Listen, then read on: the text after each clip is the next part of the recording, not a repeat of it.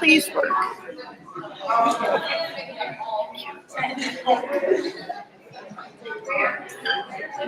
5 minutes.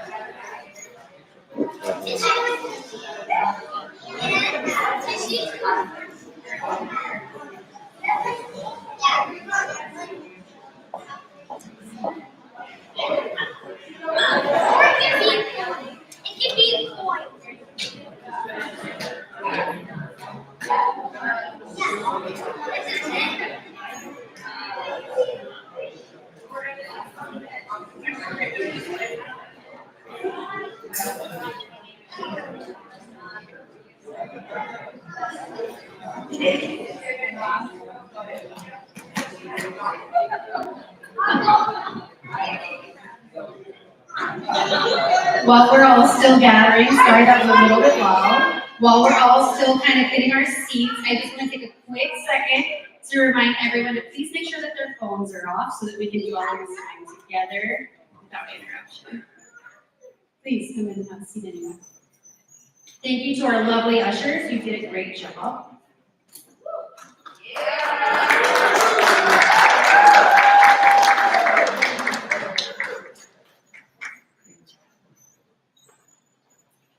Hello, my name is Christina Tippin, and on behalf of Ashleigh and her family and the staff here at the Tacoma Museum of Glass, we thank you for coming and being with us tonight.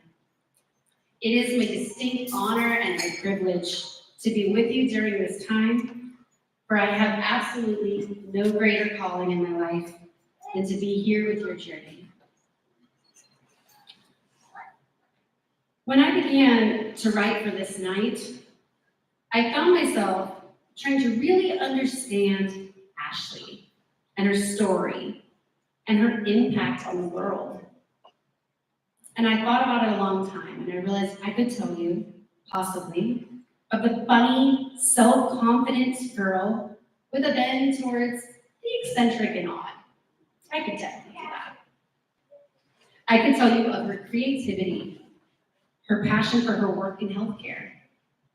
Or perhaps I could tell you of the friend who knows how to accept all of you and bond your heart to hers with strings so soft that they offer comfort and security and never restraint.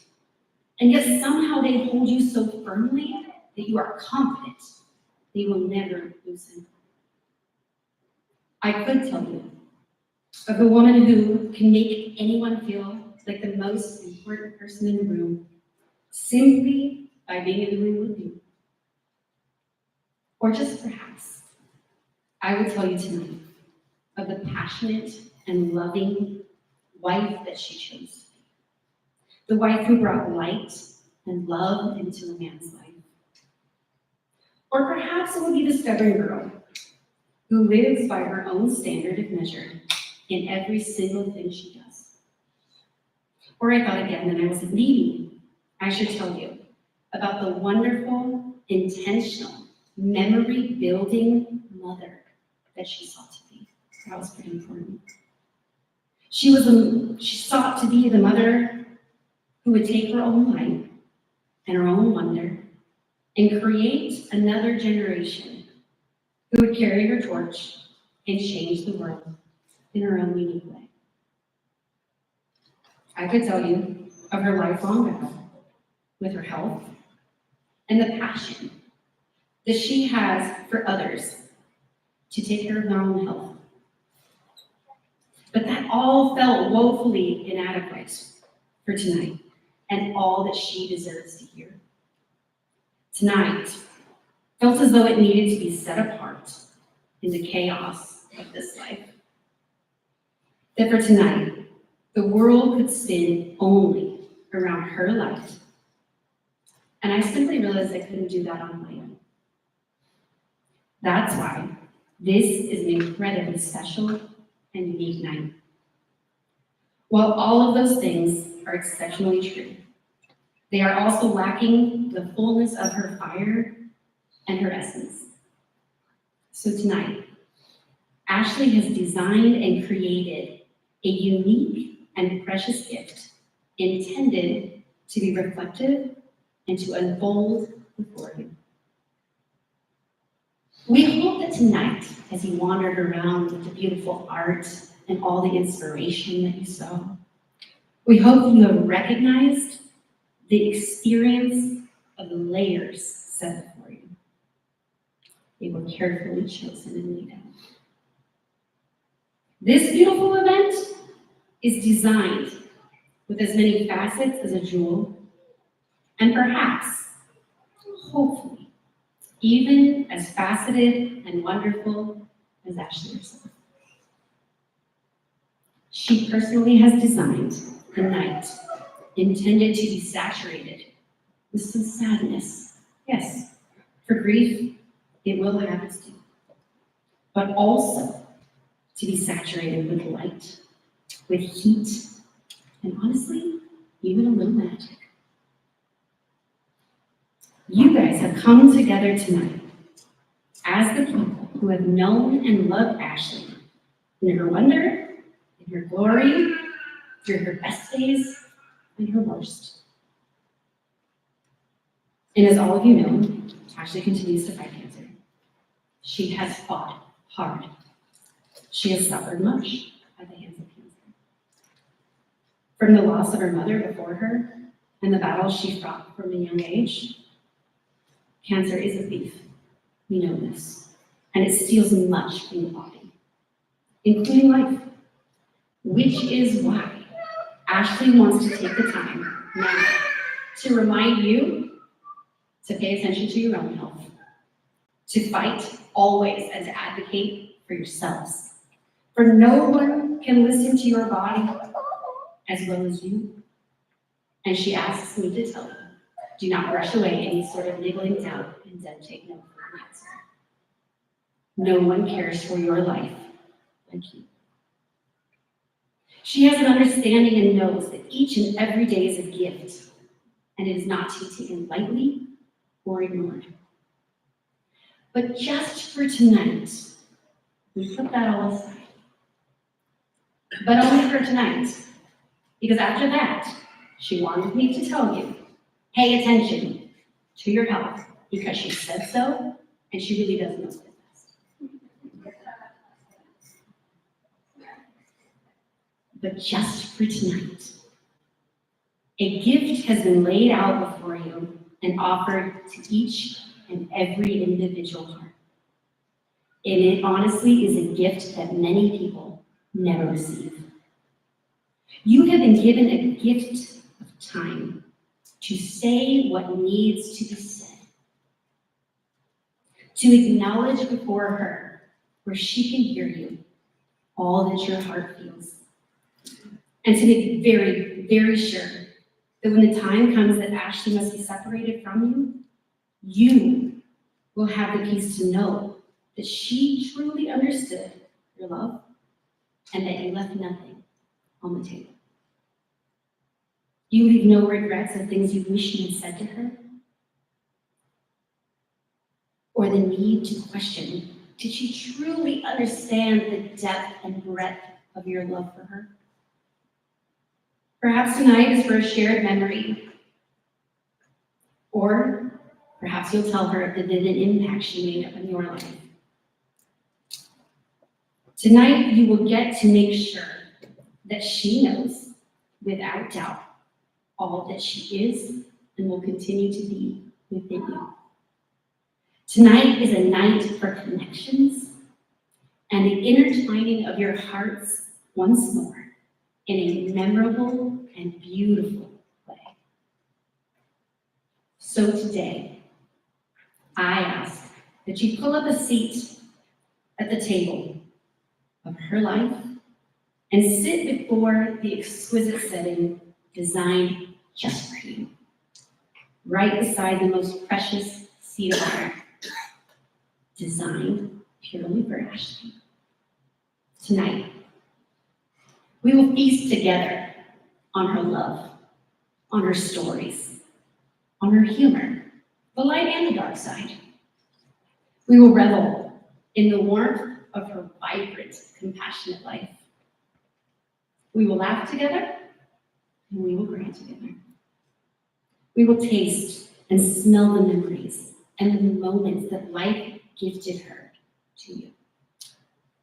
Those stories and those memories that you will heap on her plate tonight are the joys and the sustenance that will carry her through in the days to come, past her fears and into all that warm light. That when the time comes for you to be separated from her, only physically, you will know that she knows, and she does not leave her table unsatisfied or unsatiated. Ashleigh knows and she understands that the only tangible things she gets to take with her in this life are the moments where her life and yours intersect, where they created magic and beauty and wonder and humor. So we are going to take the time tonight to keep that cup filled and sit at the table with her. And in honor and in celebration of all that she is, we're going to hear tonight from various people, the people who love her, beginning with April, her friend and her confidant. When those speeches are done, we're going to take some of these stories that you wrote and wanted shared, and I'm going to read your name, and if you want me to read it, just say so. Or if you want to read it, say so. If you didn't get a chance, or you didn't know what to say, to fill out that memory card, there is always still time for you tonight. Write down your love. Write down your stories. Write down what your heart needs her heart to know. Write it down, and she'll read it and take it with her in the days to come. These are the comforts and the gifts that you offer her in return. You offer them back to the woman that each and every one of you love. April, if you would come and begin our special time of sharing.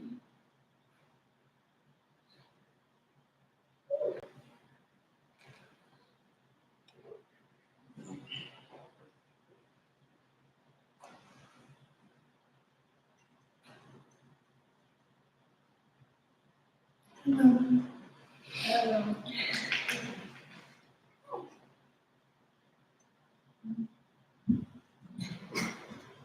Ashleigh, my love, that's what I call her. My heart is anchored to her, and our friendship steers my soul. She is my beacon and my compass. I gravitate to wherever she might be, from California to Santa Fe, to Texas to Washington, and all across the western United States in our tiny little car. There's not a place that I won't go to spend just a little more time basking in her light and energy. To spend just a little more time, the love that radiates from our bond, the laughter that we cannot contain. This is what fills my soul. And it adds purpose to my life on any given day. It gives me comfort and solace, like a warm blanket when I want to run away. I don't feel the need to tell a lot of personal stories right now. We all know why we're here. We're here because we love this woman and because she has loved us back. And every one of us has a different special feeling that we share in our hearts with her. And every one of us, I'm sure, can't imagine what it will be like to not have her around for a hug or a smile or a phone call. I'm dreading the day and trying to pretend like it's not going to happen, while also trying to be present and aware and respect the truth of what is to come, to acknowledge her unwilling sacrifice, and to envision a future where I will strive to honor and remember her life through my own every day. My grandma would never say goodbye to us. She always said, bye for now. So in the future, this future without you, my love, that I cannot bear to imagine, I am also going to live it with the anticipation of our reunion just around the corner. Because after all, what are these fleeting human years compared to the timelessness of souls linked for eternity? Bye for now, my love.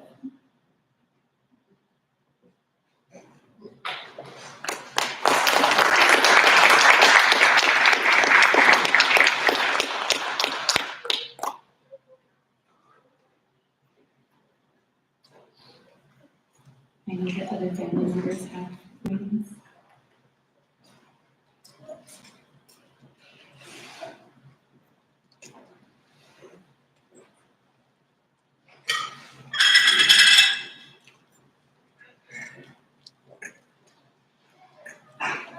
Stop filming.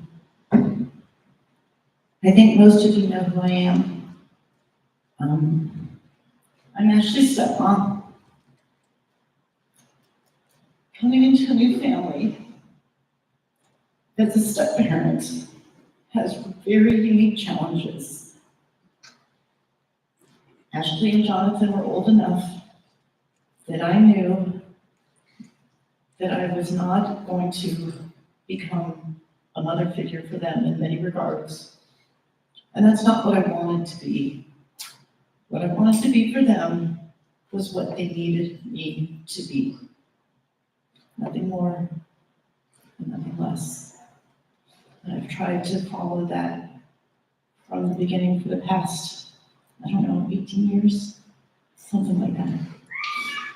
And we've gone through some struggles. We have. I remember very well a night when Ashleigh was living with us in El Dorado, and she had gone out, and I was taking care of her dog, Bo, and it got late, and Bo had extreme separation anxiety, to put it mildly. And I remember texting Ashleigh and just saying, when are you going to be home? It was getting later and later, and I was trying to stay awake. And she finally got home and thought that I was angry at her. And said, well, I'm just going to take my dog and I'm going to go. I said, oh, no, you're not. You're going to stay and we're going to work this out. And we did. And we stayed up for hours talking and crying together. And in working through that first hurdle together, I knew that we had found our places together. And I knew that I could be for her what she needed me to be. But I also realized, and have thought of this many times in the past couple of days, that,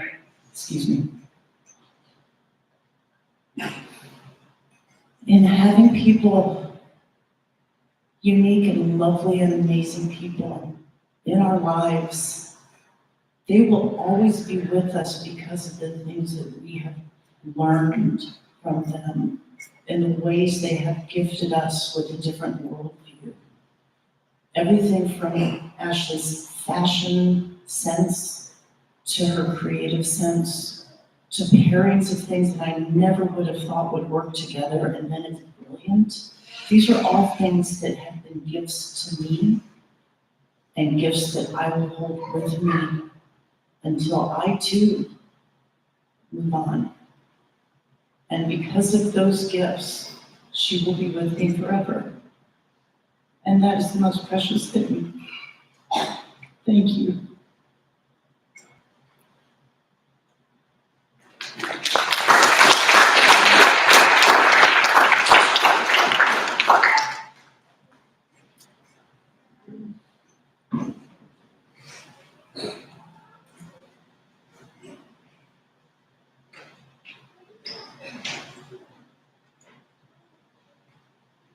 Hello all, I'm Ashleigh's dad.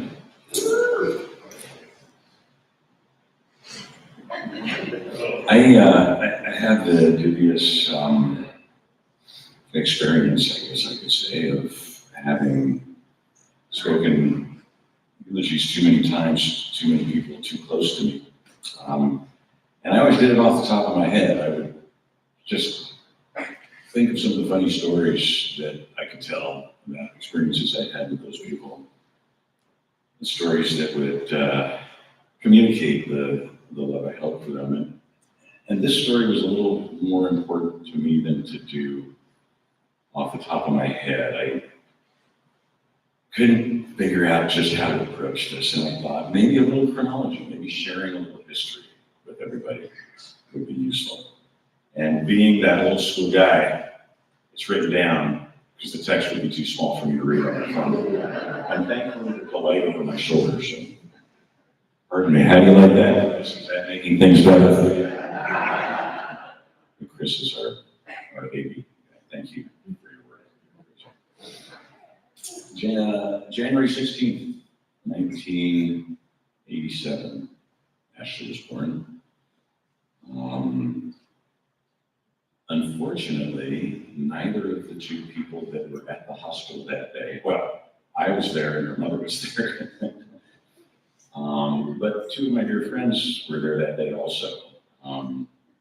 And unfortunately,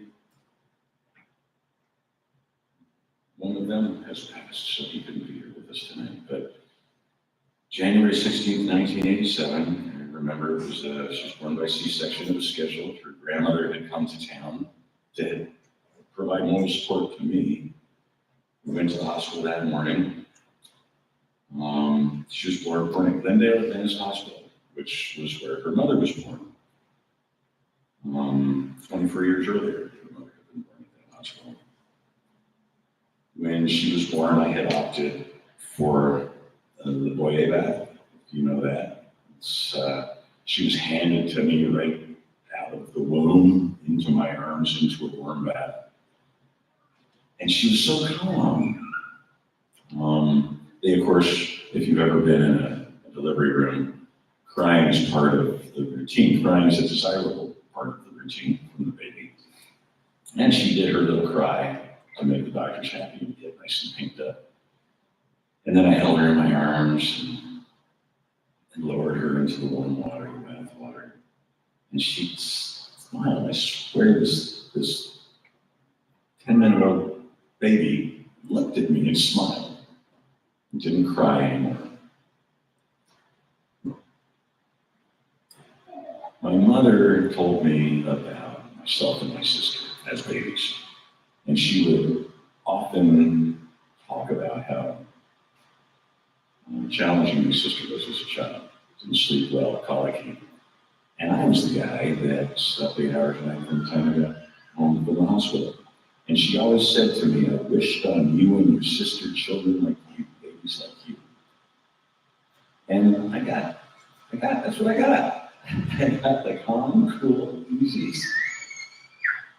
baby, which was a good thing because Jonathan, her older brother, had plenty of energy. As many young men do.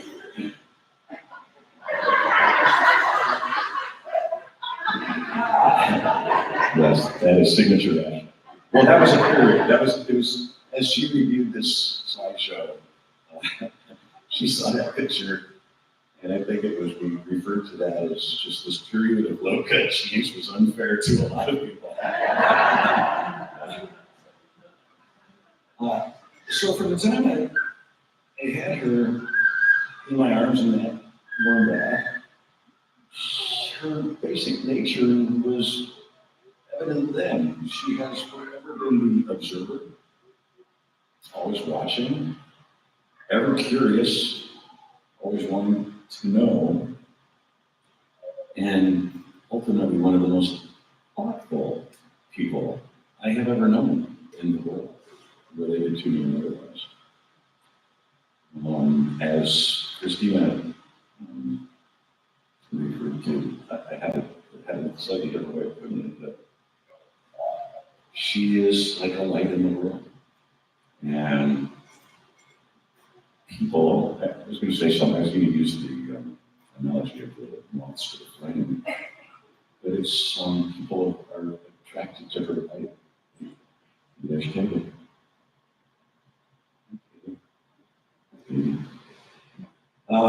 In 1989, Ashleigh's mom was washing her. In fact, there's even a bathtub video somewhere in here if you watch this video. But Ashleigh's mom was washing her in the tub and found a tumor on her back, found a soft lump on her back. And we took her to the pediatrician, and the pediatrician took a look at it and said, this was a junior pediatrician in the office. And she took a look at it and said, oh, I'm not a rainbow doc, I'm not going to do anything about that immediately, but I'm going to ask the senior pediatrician to come in and take a look at that. The senior pediatrician was in the delivery room when she was born, so he knew her quite well.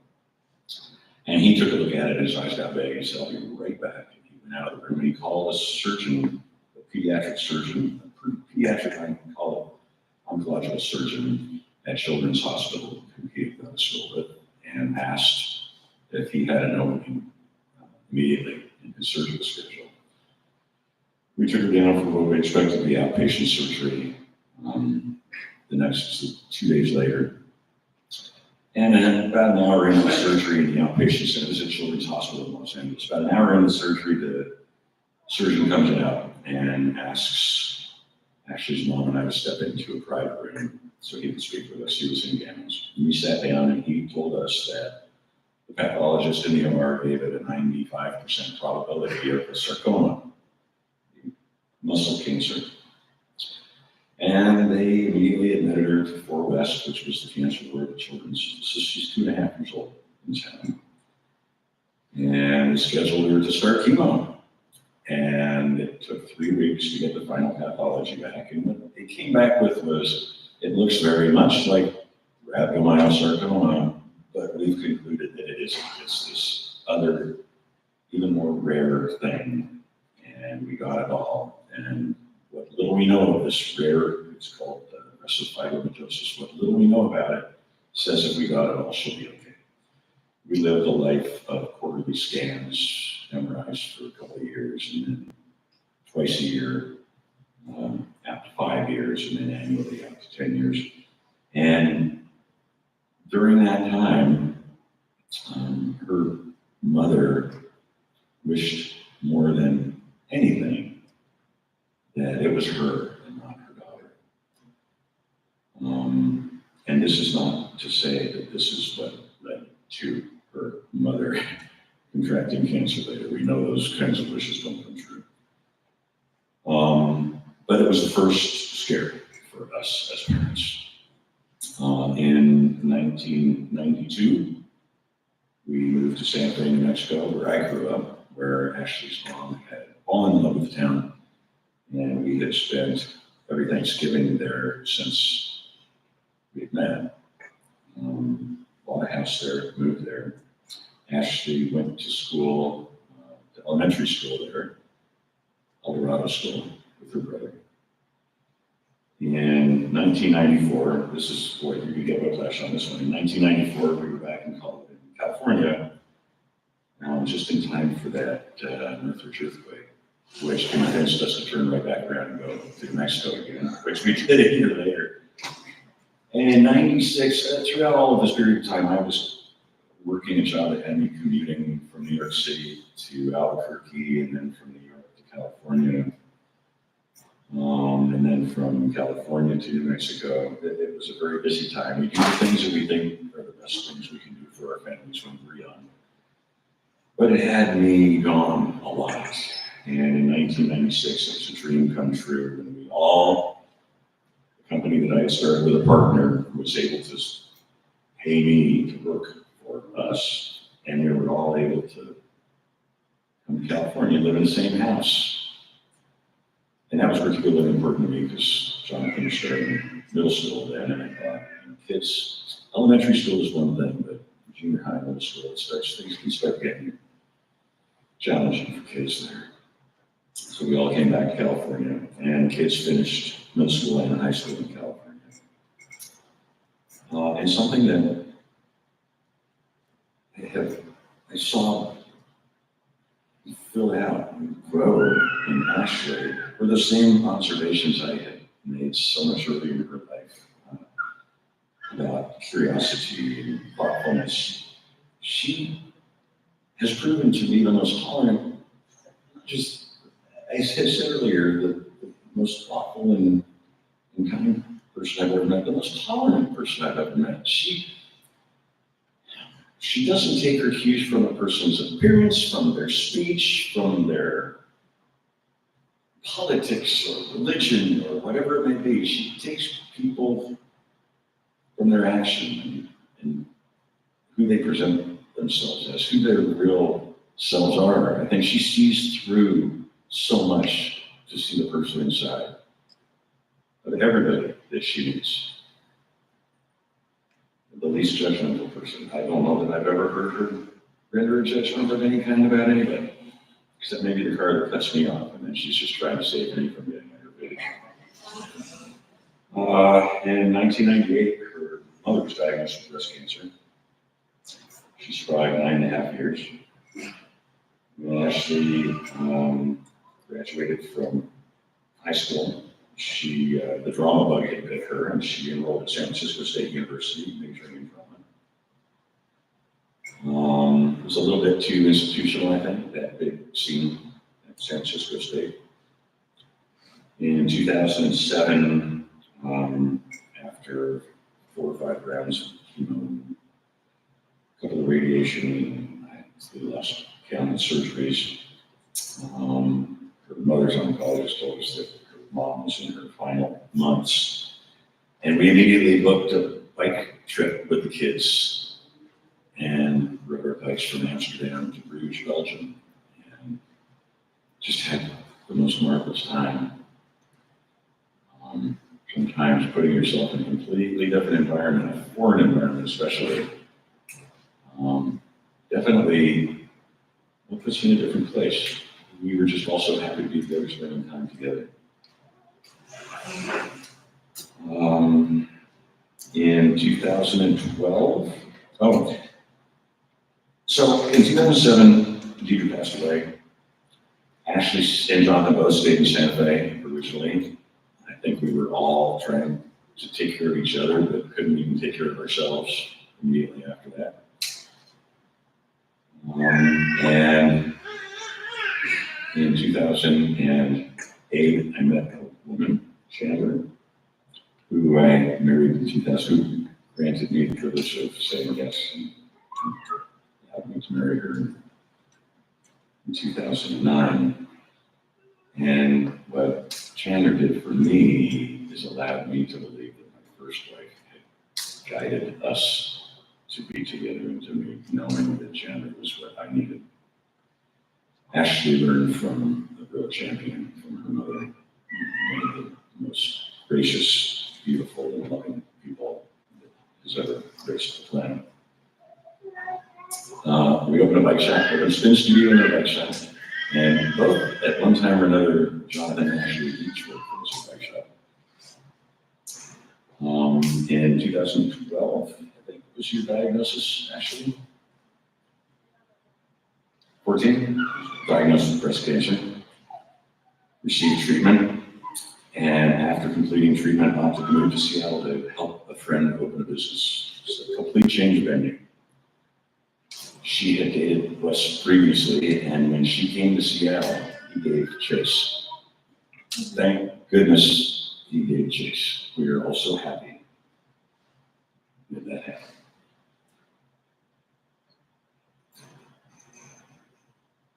She came to Seattle ultimately. I don't think she knew exactly what she was going to do other than change the venue. And while she was here, she identified her dream and began chasing her dream. In the pursuit of that dream involved going back to school for nursing. She went back to school. While she was in school, Penny was born, 2017. And one of the greatest gifts any grandparent can ever receive, we were able to experience with our granddaughter. Actually had to go back to school after a month off. And they couldn't get infant child care until Penny was a couple of months old. So I came to town for 2 weeks and it was just me and the baby all day long. And then I tag teamed with Chandler and she was in town for 2 weeks. We were both sleeping on the sofa in that apartment in Lakewood for 2 weeks. And that was magic time. Talk about a chance to bond with your grandbaby. That's you, Penny.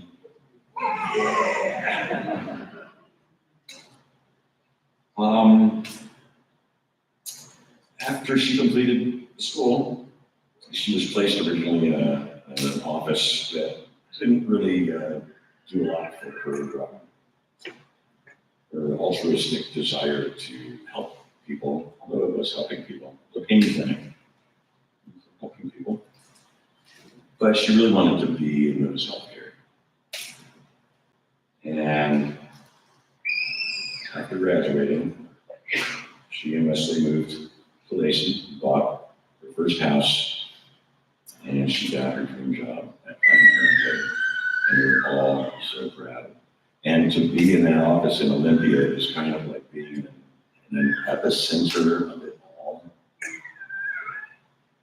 Yeah, I don't know how many people from around here, from around town, but Olympia is a dynamic place. And we enjoy Olympia greatly, but it is, people express themselves and their feelings. And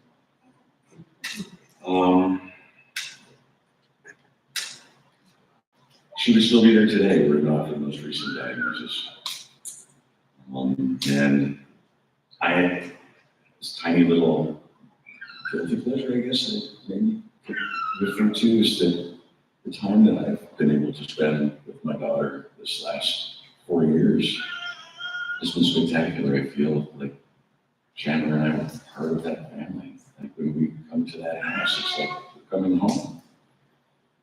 And thank you for the hospitality and the love and the acceptance and allowing us, because it fills our hearts to do that. And I realize you have your lives to lead. But thank you for that. And I would recommend everybody here, if you're thinking of becoming a parent, watch Ashleigh. No one does it better. That sweet little girl is the most thoughtful, the most kind, and she will carry that on. She will carry her mother's spirit on. I love you, Ashleigh. Thank you for indulging me.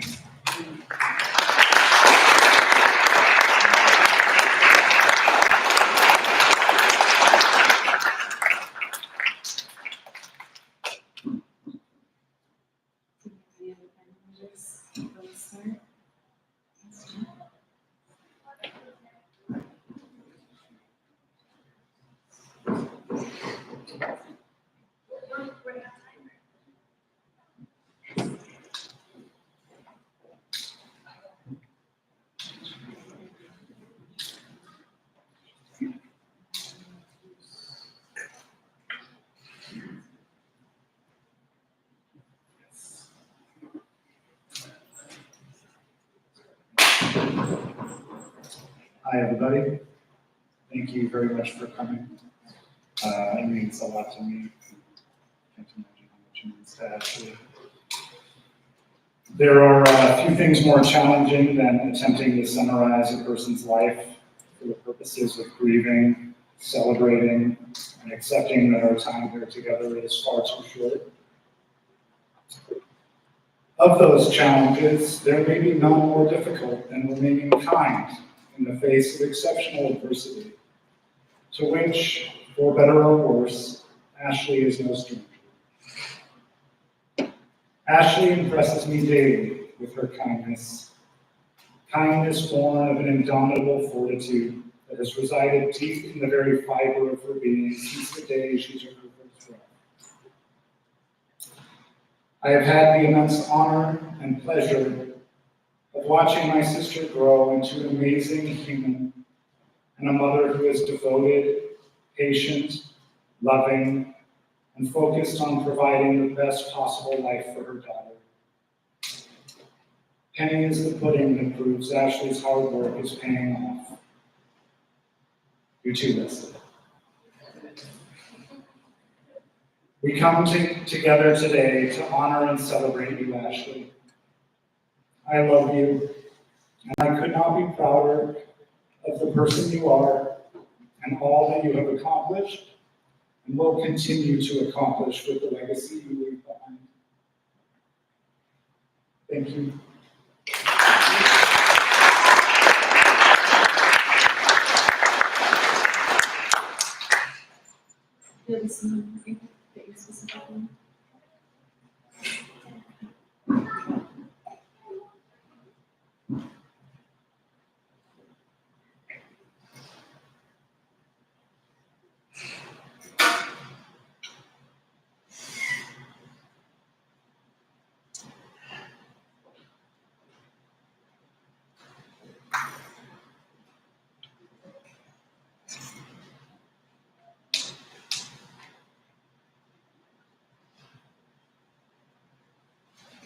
Hello, everyone. I am Ashleigh's aunt. I'm Glynis. And my sister Michelle and I always refer to ourselves as Ashleigh's two crazy aunts. The speakers before me are so eloquent and so So I'm just going to share some funny stories, well, just some stories, some things that I always think about when I think about Ashleigh. First of all, I love Ashleigh's nose. It is the cutest nose I have ever seen. I love her smile. I love making her laugh. Ashleigh, you are so dear in my heart, I can't even tell you. And every time I think of you, I just think of love. And looking at all these pictures, I cannot believe how much you look like me. I mean, it's just Deidre. It's just crazy. The first time I found out that Ashleigh had cancer is I had a dream. And it was my sister Deidre. And in the dream, Deidre was screaming at me. And Deidre, if you knew Deidre, this was not her. She was not a screamer. And she was saying, "You need to call Ashleigh. You need to call her right now." And I woke up and I was like, "Oh my God, Deidre." So I tried to call Ashleigh and I left her a message and I said, "Well, Deidre said I need to call you." And so I was just calling to check up on you. And then Ashleigh called me back and she said, "That's so weird because I just found out I had breast cancer." So it just, I don't know. I think Deidre was just trying to get me to and I won't take up time, but I just want to share a couple of funny stories about Ashleigh and memories. The first one is I had to take care of Ashleigh for Deidre. She had to take her down to the airport. This is when they lived in Santa Fe. And she said, just get them off to school, she and Jonathan. So, anyway, so Ashleigh comes to me with this hairstyle. And it's not like braids, it's updo, it's curls. And she goes, "I want you to do this. I want you to do my hair." And I'm like, "Oh my gosh, I have boys. I don't know how to do hair like that." But I did the best I could. I braided it and put it up. And then, so I'm rushing around and I'm like, "Ashleigh, come on, we gotta go." And I just hear music coming from her room. So I come in there and she's got her Barbies. And then she's just like dancing, and I go, Ashleigh, what are you doing? And she said, Mommy has to dance. So that's one. Another one is this trip that we took to Faywood, and it's this spa place, and it was so much fun. There were these kittens, and I'll just be quick. There were kittens that we had sick leave. It was so much fun. Patches, Roxanne, and Tiger. And Mama Cat, because there was a Mama Cat with kittens. And we just had a lot of fun because my dad was there, and my dad is like a Marine. So he is like the disciplinarian for PEC. And so we were playing Truth or Dare. And so we dared my son, and I'm the worst influence, I will just tell you this. So I dared my son to go ask my dad for a cigarette. And my son went up to my dad and he said, Grandpa, can I have a cigarette? And my grandpa took his thumb and and we have it on video, and I'm telling you, it was hysterical. We just laughed so much. And then Ashleigh dared me to sit in a chair and while we videotaped, and then pretend I was falling and I fell over so that everyone would laugh. Anyway, Ashleigh, there's so many good memories. It was really hard for me to think of some things, but I just want you to know, first of all, and I've told you this before, you are such a good mom. You are the best mom, and you have got the best daughter. I love her so much. She reminds me so much of you. You've done such a good job. I had Penny for a little while. She's so polite. She's respectful. She is such a good girl, and that's because of you, Ashleigh. So I just want to let you know I love you so much. Mwah. And that's it.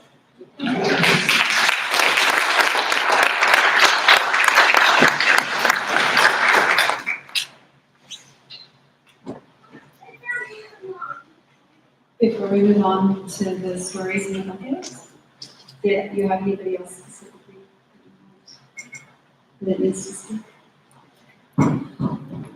So, yeah.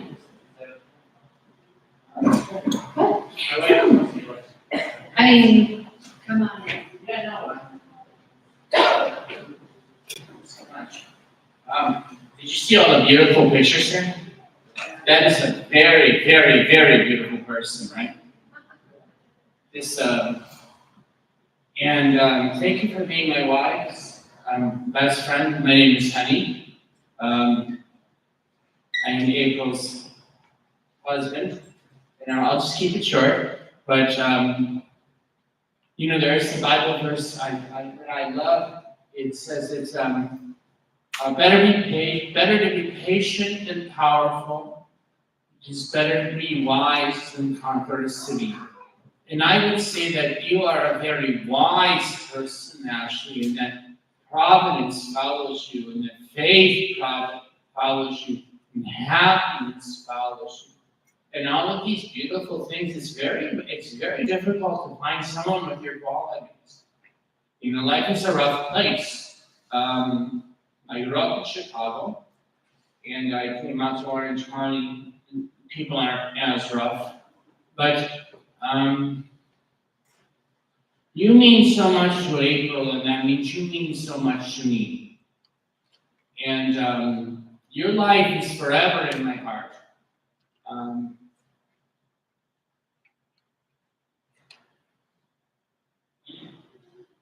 I said this at the wedding. I'll say it now really quick, okay? And then we can just shut up. But I remember,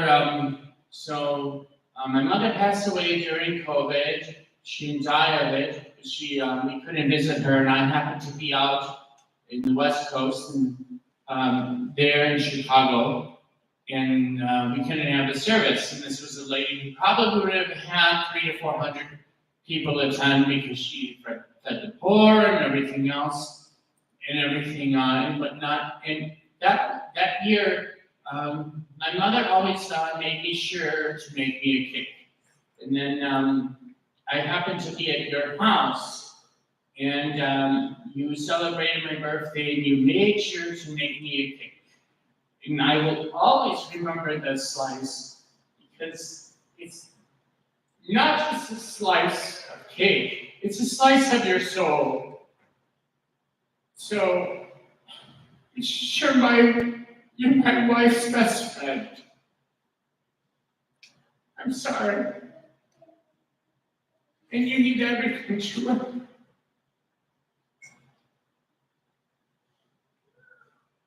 So, really quick. May providence be your path. May the sunlight guide you, and may the warmth of wisdom always take you from now until the ever. God is with you. I will never forget you. I will refuse to forget you. And I will refuse to forget your family, Wes, and everyone accompanied here. And you have been a wonderful friend to my wife. And who is good to my wife is good to me. I have a sense of honor. We've lost so many people in the last couple of years of my own life. And you are, okay, so in the Artists Community of Chicago, they put the best pictures and the best frames, and that's where you are. So,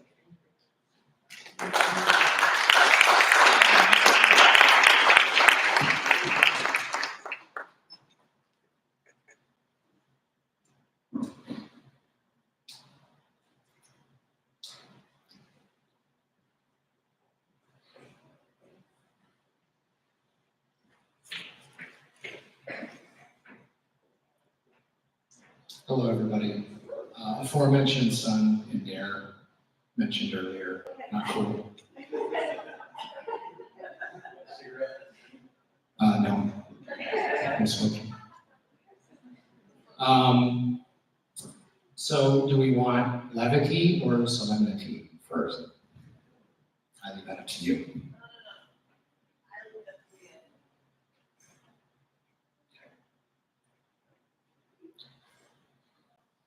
Ashleigh, all the many virtues that you possess have been well extolled at this point by people far more qualified and capable of expressing them. And I've decided that the depth and the breadth of what you mean to me is not something that can be rendered into proper sentiment. English lacks the meaning, and language is not the right vehicle for it.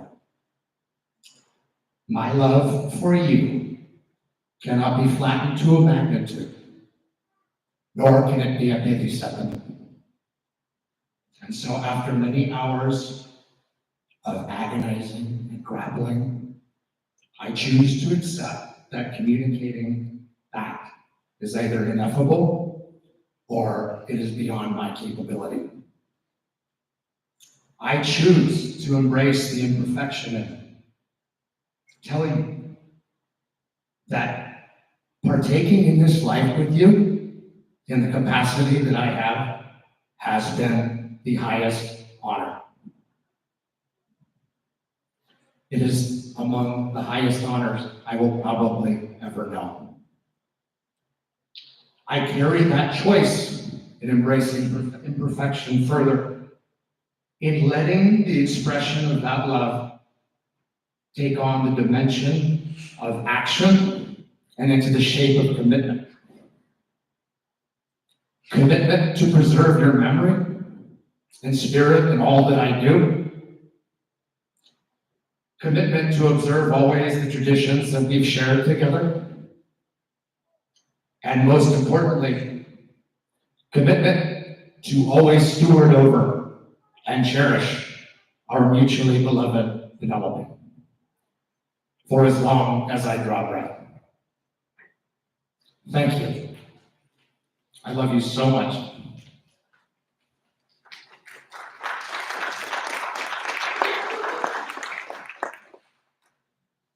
Okay, well, let's shift gears then. So somewhere in the annals of, what? Oh my God. Oh my God. Thank you. So somewhere in the annals of our home video archive, there is a VHS tape innocuously labeled the summer of 1994.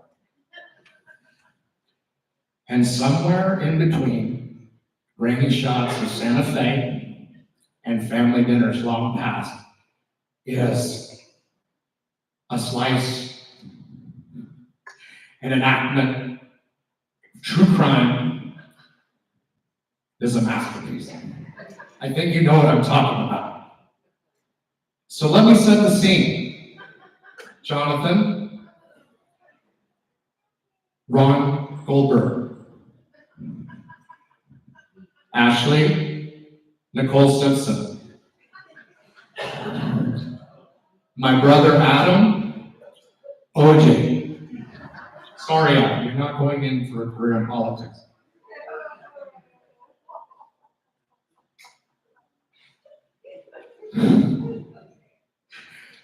I don't feel like I have to say anything else, but there is no exposition or establishment. It is literally just Ron as Jonathan, Ashleigh as Nicole Kidman, and then the camera person, who I think is my mom. Oh no, it's OJ. And my brother lurches from behind frame, and Ron Goldman, easily dispatched, and not portrayed with the grace or dignity, Jonathan, that he deserved. But something changes when my brother goes for Ashleigh. He plunges the knife, and Ashleigh's performance instincts come out. There's no direction. There's no talent, sorry. But this has turned into a full-on Dario Argento film at this point. Speaks to your wonderful ability as a performer. Yeah, that's it. Thank you.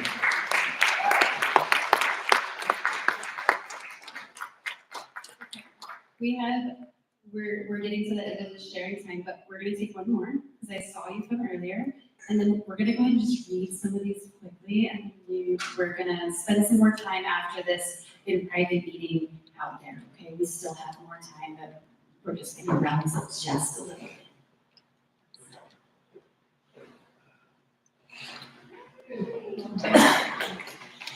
Okay, hi. Good evening, everyone. First, I wanted to thank each of you for being here today. This gathering is a special one, not because it's a farewell, it's a celebration. A celebration of love, connection, and passion. Ashleigh, you have been a guiding light in my life, and I know that many here feel the same. Whether it's your kind heart, your fierce loyalty, or your quiet wisdom that you carry, you have this beautiful way of making people feel seen and loved. Today we celebrate you, not for any milestone or goodbye, but simply because you deserve to be celebrated every single day. In the time we've shared, you've taught me more than I could imagine. You've shown me what it means to love without limits, to live authentically, and to embrace every moment, no matter how small. There's strength in you that I've always admired, and a kind grace that radiates out to everyone who is lucky enough to know you. We've built memories that will stay with me forever, memories filled with laughter, adventure, in those quiet moments that mean the most. You have a way of making every conversation, shared glance, feel special, and that's a gift I hold dear. But this isn't about my love for you. This is about all the lives you've touched. You've inspired, you've uplifted, created a space for people to be their truest selves, and that is no small thing. You have built a legacy in the hearts of everyone here, and that's something that time can never take away. As we share stories and moments today, I hope you feel the immense love that surrounds you. We honor the person you are, compassionate, loving, strong, and the way you've impacted each of us. This is your day, Ashleigh. And we are all better people for having you in our lives. Thank you for being you, for loving me, and letting me love you in return. Here's to the incredible journey we continue together. I love you.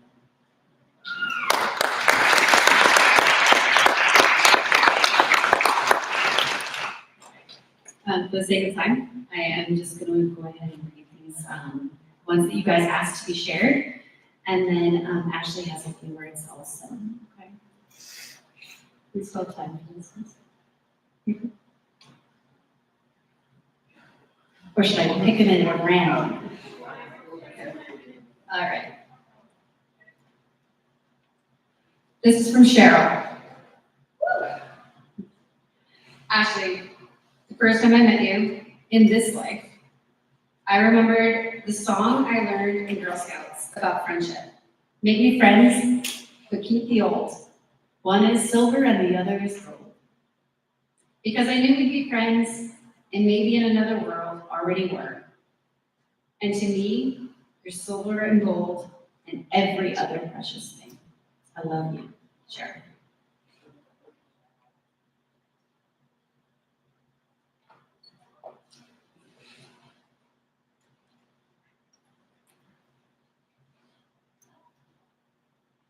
Steve Warren, he warned me about his handwriting. Want me to go on? I'll leave it in there for you for next time. He's scared I'd take too long because of writing.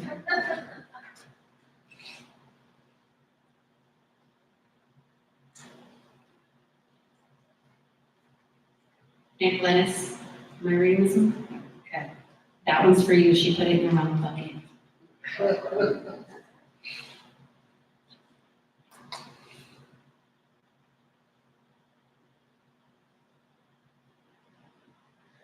Michaela, you're good? Okay.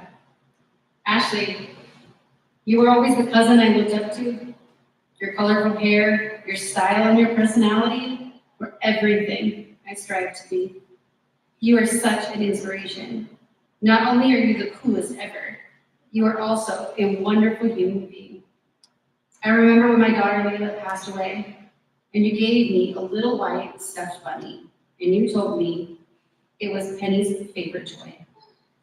I still, to this day, cuddle that little stuffed bunny whenever I miss Layla. I love you so much, and thank you.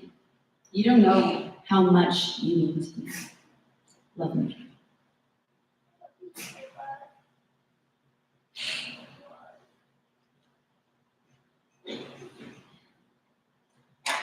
Cody?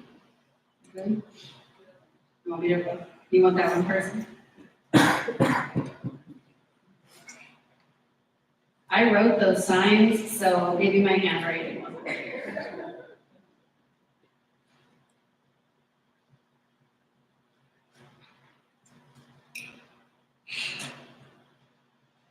Oh, whoever signed this one only signed hugs and kisses. They didn't give me any.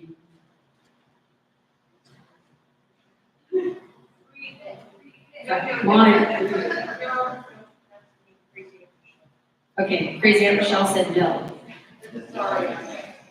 Okay, that's all right. You have to read it. Sorry.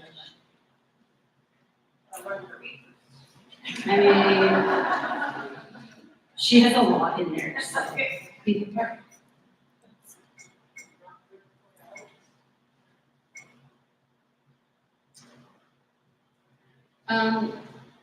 Again, oh, there is a signature. Dom? No? Because this definitely has starring Ashleigh Rhinehart as Nicole Simpson. That'd be great. Okay, so we're good.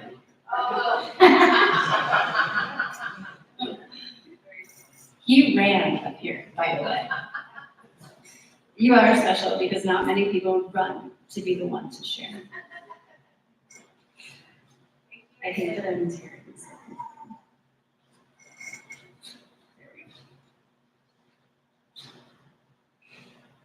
Adam, am I reading this one? Okay, let's do it. From Letty. Dear Ashleigh, I'm sorry I can't be there during this event. Oh. Well, too late, it's already here. Too late, we're coming. I wanted to let you know, I'm happy to have met such an amazing person like you. You are kind, you are brave, and you are unique in your style. Belle and Jada agree. You are especially brave in keeping Grandpa Dave's tone in. I feel like we all need some explanation at some point. Love you with all of our hearts. Letty, Belle, and Jada. From Adam. Dear Cousin Ashleigh, I remember growing up and we had such a close family. I fondly remember these times and being very excited for family gatherings.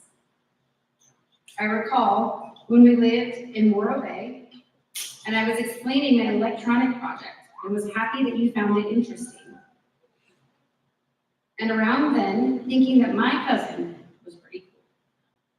I admire your sense of style, your good conversations that we have had over the years. And although I am sad, knowing your memory will live on in me and the rest of the family forever. Love, Cousin Adam. I have a poem that I wanted to share with you. And it's written by Ralph Waldo Emerson. But I'm pretty positive it was lived out perfectly by Ashleigh. It's called What is Success? What is success? It is to laugh often and much. It is to win the respect of intelligent people and the affection of children. To earn the appreciation of honest critics and endure the betrayal of false friends. To appreciate the beauty, to find the best in others, to leave the world a little bit better, whether by a healthy child, or a garden patch, or a redeemed social condition. To know that even one life has breathed easier because you lived, that's what it means to have succeeded. If we were to measure success by this standard, then all I have to say is well done, Ashleigh. Job. We also have another gift for you tonight, amongst the two we've already made. They look like this. I saw some of you wearing them. They're little pins. They're out there, okay? They have her lovely, lovely face on it. If you do not already have one of these, we ask that you make sure you grab one. They're in the lobby. We ask that you take them and you place them or wear it where you will see it often. Our hope is that they do two things.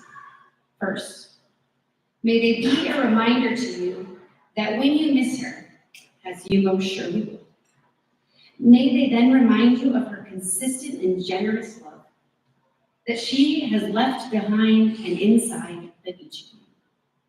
Second, may they remind you in the wisdom of her teachings, and that no one in this whole life is meant to face the ups or the downs all alone. We are a people designed to walk in relationship and in love. Ashleigh knows this well. And she leaves for you an example and a legacy of great love, great friendship, of generosity, of kindness, and of open, honest acceptance. May you ever follow in her light and her example that she has chosen to live out right before your very eyes. Before we actually close here tonight, we're going to do something really important and let Ashleigh have a say.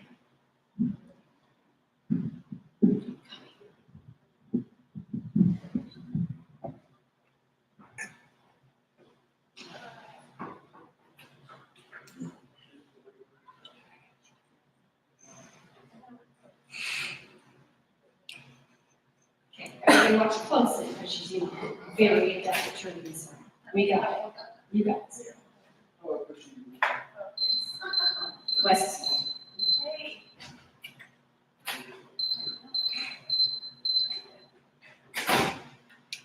I'll be there in a minute. You got this.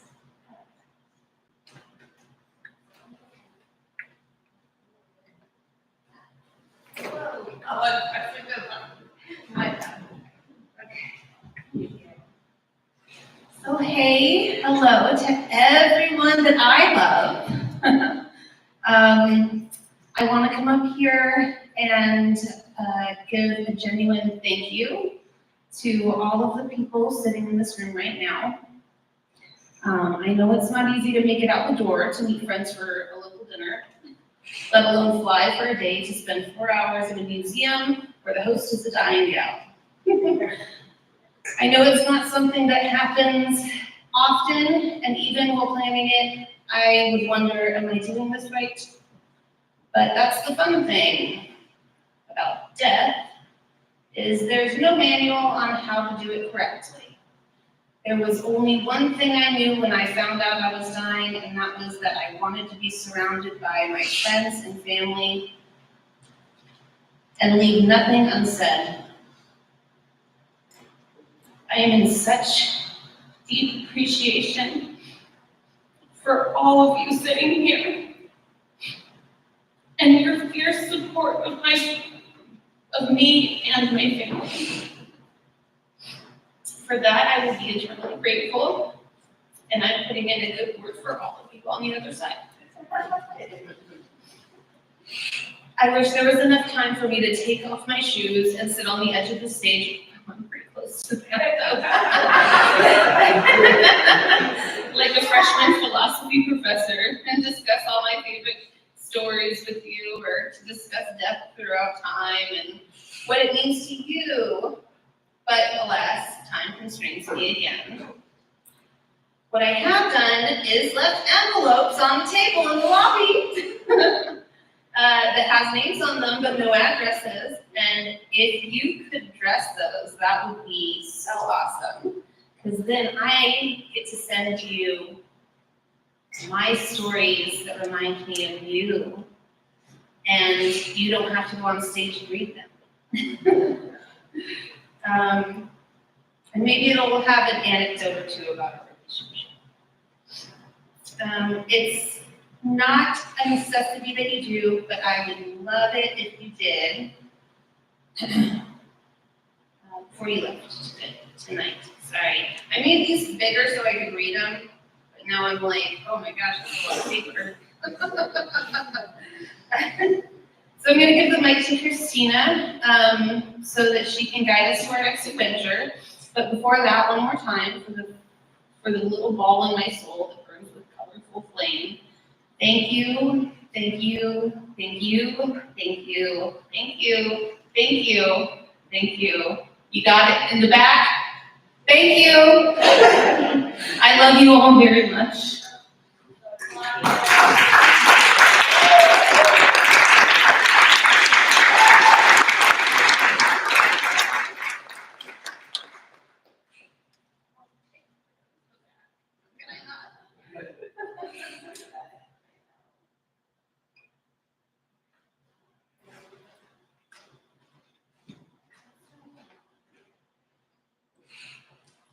Okay, we know that there's more that you probably want to say, and I hope you all got it written down. If you didn't, you go out there and you fill it out. Don't let her down on this one, okay? But as we close this layer of the night, and we go into the next, we're gonna leave the theater and share in the sweet desserts that she picked out just for you guys tonight. Make sure you squeeze her and love her. Then after a time, she'll just disappear. She's gonna excuse herself. And her family and a few members are gonna meet in a beautiful ceremony of creation and art. After a few minutes to get them there and let them get prepared, we invite each of you to join her in the observation in the hot shop. There's no pressure to stay, but you are so welcome and so invited. They're gonna have a speaker that explains a little bit of the process and the beauty of the transformation of sand and glass into art. And so there's gonna be some really cool stuff, and she is gonna make her own art tonight. It's a really cool observation area, so you should definitely at least pop in there. And come in and out at your leisure. There's no need to be locked down. For those of you needing to leave after dessert, thank you. If she didn't say it enough, thank you for coming and sharing in this special night with all of us. You are each and every one of you a blessing, and we are very glad you came. April, if you would choose to go ahead and lead the way out so they know what they're going, I just put you on the spot. And that's where we're headed. So the desserts and all the other goodness she has for you.